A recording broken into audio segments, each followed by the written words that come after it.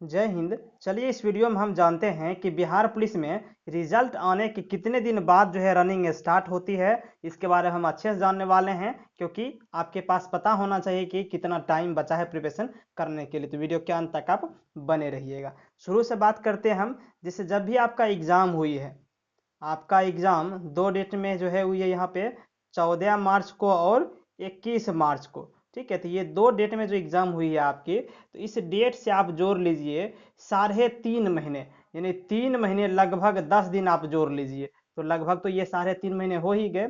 तो 3.5 महीने के लगभग बाद ही आपका रिजल्ट आने वाला है। और तो 3.5 महीने यदि जोड़ते हैं तो आपका रिजल्ट जो है कब हो जाता है?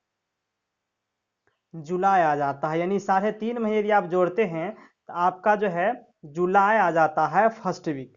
ठीक है, तो आपका जो रिजल्ट है वो जुलाई से पहले नहीं आने वाला है, आप इतना श्योर हो लीजिए। यानी 3.5 महीने के बाद ही आपका रिजल्ट आने वाला है, जुलाई में आपकी रिजल्ट आ सकती है। अब यहाँ से बात करते हैं कि जिस दिन आपकी रिजल्ट आती है उसके कितने दिन बाद जो है रनिंग स्टार्ट हो जाता है। यानी रनिंग जो आपकी है वो कितने दिन बाद स्टार्ट हो जाती है, ये जानना आपके लिए बेहद ज़रूरी है। क्योंकि यदि आप नहीं जानते हैं, यदि आप इस भक में हैं, इस बात को ध्यान में रख के आप बैठे हुए हैं कि रिजल्ट आएगी उसके बाद हम दौड़ना शुरू करेंगे, अभी नहीं दौड़ेंगे हम, पता नहीं रिजल्ट बनेगा या नहीं बनेगा, तो आप गलत है मित्र। क्यों गलत है वो हम बता देते हैं।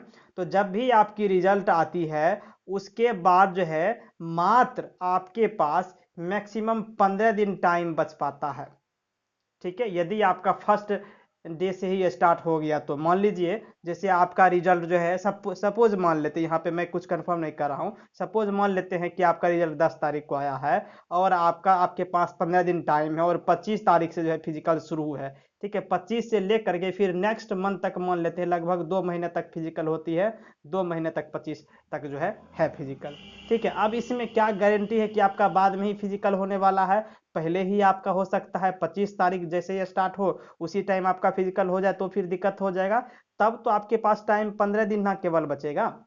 इसलिए आप ये मत सोचिएगा कि रिजल्ट आने के बाद आपके पास 2 महीने टाइम बच जाएगा कि ताकि आप प्रिपरेशन कर लो, पीटी की दौड़ की तैयारी कर लो। वो इस वाला बात नहीं समझिएगा जैसे 2020 वाला में हुआ है। 2020 में लॉकडाउन के कारण देरी हुई थी, इस कारण जो है लगभग 7-8 महीने जो है टाइम मिल गया था दौड़ने के लिए कैंडिडेट को, इसलिए। लेकिन अब भी वैसा कुछ भी मत सोचिए। आप ये जानिए कि जब भी आपकी रिजल्ट आती है, रिजल्ट आने के 15 दिन बाद से दौड़ स्टार्ट हो जाती है और चलती कब तक है? लगातार 2 मंथ तक ये चलती है, 2 महीने तक ये चलती है, जिसमें से कि आप ये मान लीजिए कि 1 मंथ तो जो है फीमेल का ही चल जाता है। ठीक है, और लगभग 1.25 महीने जो है वो बॉयज़ का जाता है, मेल कैंडिडेट का। ठीक है, तो लगभग 2.25 महीने तक फिजिकल हो जाती है इसकी। ठीक है, इसलिए 2.25 महीने लगभग फिजिकल होती है। तो आप ये मान लीजिए कि पहले ही है तो 15 दिन ही आपके पास टाइम बचा, इसलिए अभी से ही आप दौड़ना शुरू कर दो, लेट मत करो। ऐसा नहीं कि रिजल्ट आने का आप इंतजार करो। बात समझ गए हैं? ठीक है, चलिए अब दूसरे टॉपिक पे हम चलते हैं। ठीक है, ये बात आपका हो गया, क्लियर हो गया। अब यहाँ पे देखिए कितने कैंडिडेट को पास किया जाएगा ये तो सब जानते हैं आप। ठीक है, क्या जानते हैं आप कि आपकी सीट जो है 8415 सीट है और इससे 5 गुना पास किया जाएगा। ठीक है, तो इस हिसाब से यदि हम बात कर लें तो 5 गुना आपका क्या हो जाता है? लगभग आपका हो जाता है 42,075 कैंडिडेट को पास किया जाना है। इसमें से यदि आप मेरिट में आना चाहते हैं तो आपको क्या करना पड़ेगा मित्र? आपको पहले से रनिंग स्टार्ट करनी पड़ेगी, क्योंकि आप जानते हैं कि आपका जो मेरिट है वो रनिंग पे बनने वाला है, यानी फिजिकल पे बनने वाला है।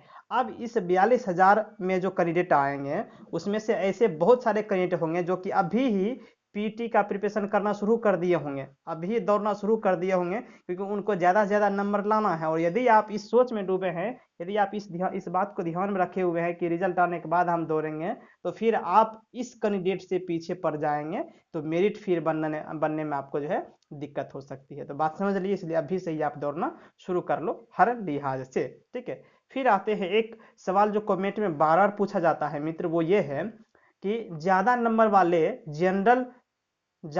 वाले कैंडिडेट का जनरल कैटेगरी में रिजल्ट बनता है क्या? बात समझ लिए।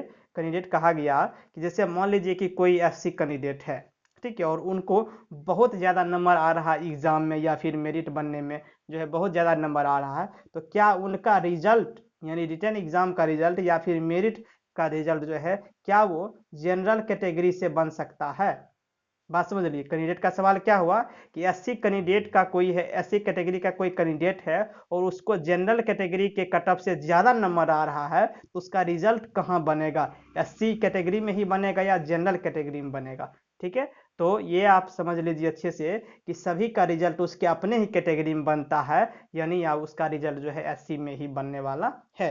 यानी कहने का ये हुआ कि आप जिस भी कैटेगरी से हैं, ठीक है, आप जिस भी कैटेगरी से हैं आपका रिजल्ट उसी कैटेगरी में बनने वाला है, चाहे आपका नंबर जनरल से अधिक आ जाए या कम आ जाए, ऐसा बिहार पुलिस में ही होता है। बात समझ लीजिए। और कहीं होता है और दूसरी वैकेंसी में होता है कि रिजल्ट जो है दूसरे कैटेगरी में भी बना दिया जाता है, लेकिन इसमें बिहार पुलिस में ऐसा बिल्कुल भी नहीं होता है। जिस कैटेगरी से आप बिलोंग कर रहे हैं उसी में आपका रिजल्ट बनने वाला होता है। ठीक है, चलिए अब चलते हैं नेक्स्ट सवाल पे आपके।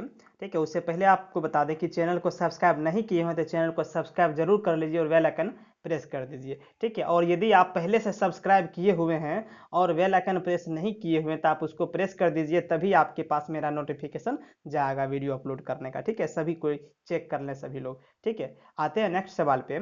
जो कमेंट में बार बार पूछा गया है उसको हमने लिया हुआ है कि सर एग्जाम में क्वेश्चन पेपर पे टिक लगाए हुए हैं, रिजल्ट आएगा या नहीं आएगा। कई बार ये पूछा गया, बहुतों बार ये जो है क्वेश्चन पूछा गया हमसे, हालांकि ये जो है टॉपिक हम पहले ही वीडियो बनाए थे लेकिन फिर भी कमेंट में पूछा जा रहा है। ठीक है, तो आप इतना जान लो दोस्त, आपने क्वेश्चन पे कहीं भी टिक किया हुआ है, चाहे आपने रफ किया हुआ है, क्वेश्चन के नीचे ही रफ कर दिया है, क्वेश्चन पे ही रफ कर दिया है, या फिर क्वेश्चन के लास्ट में जो 2 पेज दिया हुआ होता है उस पर आपने रफ किया हुआ है, यानी कहीं भी आपने कुछ भी किया हुआ है क्वेश्चन पे, तो उससे कोई दिक्कत नहीं होने वाली है। आपका रिजल्ट आएगा ही आएगा, उससे आपके रिजल्ट पे कोई प्रभाव नहीं पड़ने वाला है। यदि आप कट ऑफ पार कर रहे हैं तो आपका रिजल्ट जरूर आएगा। बात समझ लिए कि क्वेश्चन पेपर पे टिक लगने से आपके रिजल्ट पे कोई प्रभाव नहीं पड़ने वाला है। ठीक है, चलिए फिर चलते हैं नेक्स्ट सवाल पे हम। नेक्स्ट सवाल दोस्त, बहुत बार कमेंट में ये भी पूछा गया है कि सर फॉर्म भरने में जो है, एप्लीकेशन भरने में जब फॉर्म आई थी बिहार पुलिस का, वो फॉर्म भरने में मुझसे गलत हो गया, हमने जो है अपना कैटेगरी गलत भर दिया, नेम गलत भर दिया, नाम गलत भर दिया, फादर्स नेम गलत भर दिया, एड्रेस पिन कोड, ये सारा कुछ पूछा जाता है। इसमें से कुछ भी यदि आपने गलत भर दिया है तो घबराने की ज़रूरत नहीं है। ठीक है, आपका रिजल्ट आएगा, आपका रिजल्ट पे इससे कोई प्रभाव नहीं पड़ने वाला है और ना ही मेरिट बनने में कोई प्रभाव पड़ने वाला है। जैसा अभी आप देख रहे हैं कि कुछ भी यदि अंतर है, आप जो डॉक्यूमेंट सबमिट कर रहे हैं उसमें कुछ भी अंतर है आपके रियलिटी से, एप्लीकेशन फॉर्म से, तो फिर बुला करके ओरिजिनल डॉक्यूमेंट, जो सही डॉक्यूमेंट है वो देने के लिए बोला जाता है और कोर्ट से जो है शपथ पत्र जो है देने के लिए बोला जाता है, यानी एफिडेविट जो है बना करके देना पड़ता है, तो सब कुछ सही हो जाता है। तो ये सारा कुछ पूछा गया है। उम्मीद है कि आपको इस वीडियो से काफ़ी हेल्प मिला होगा। अभी से पहले ये भी हमने इस टॉपिक पे बात किया हुआ था, फिर भी हमने बनाया क्योंकि कमेंट में काफ़ी ज़्यादा पूछा जा रहा था ये। ठीक है, तो चैनल को सब्सक्राइब जरूर कर लीजिएगा। मिलते हैं नेक्स्ट वीडियो में। Thank you.